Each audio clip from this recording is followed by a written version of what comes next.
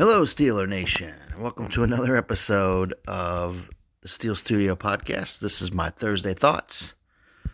Boy, a lot going on. Really stressful.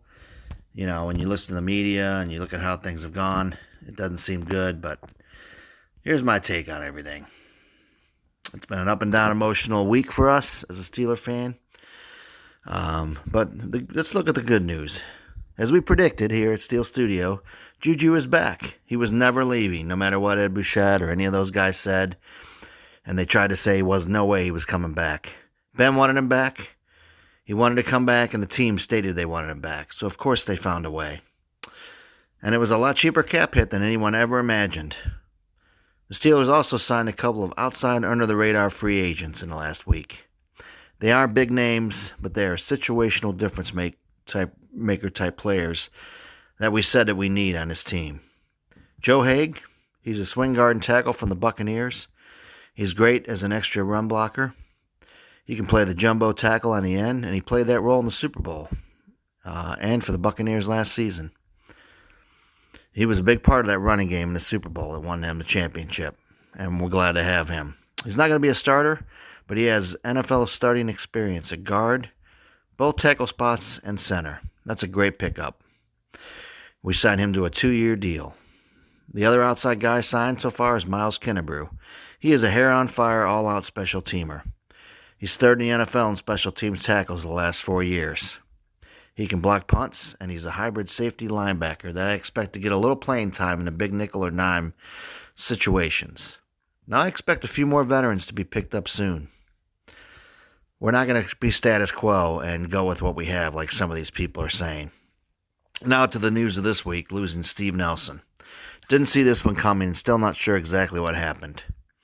I personally believe he either asked for a raise or didn't want to do an extension so he could hit the market next year.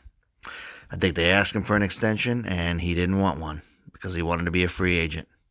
I also heard that he didn't like a certain coach or the scheme. If it was the plan all along, he would have been cut earlier, like when they cut Vince Williams, or they probably could have traded him 2 weeks ago or when the league year started and got something in return.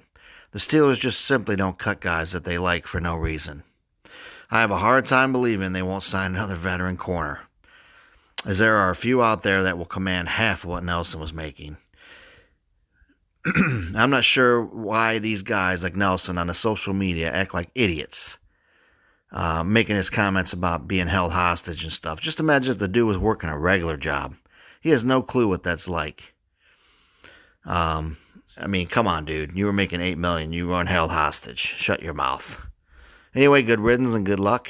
And he's gone, and I expect someone will be signed because right now our secondary is definitely weaker. You cannot tell me they believe Pierre or Lane are ready.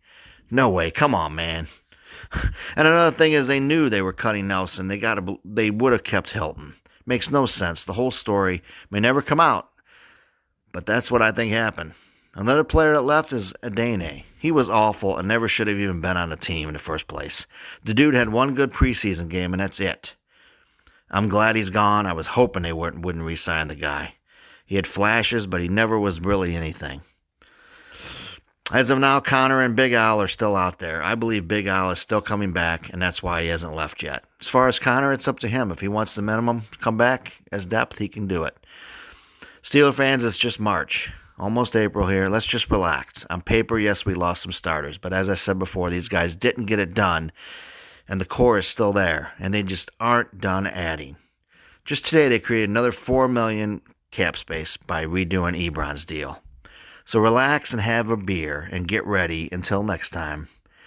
This is the Steel Studio, and I'm Rick Mooney. If anything special comes up, I will be on, do special episodes. But please subscribe on YouTube. Follow us on Spotify. We're on all kinds of other podcast forums, and we'll be doing more draft profile videos, and we appreciate all the support, man. Go Steelers.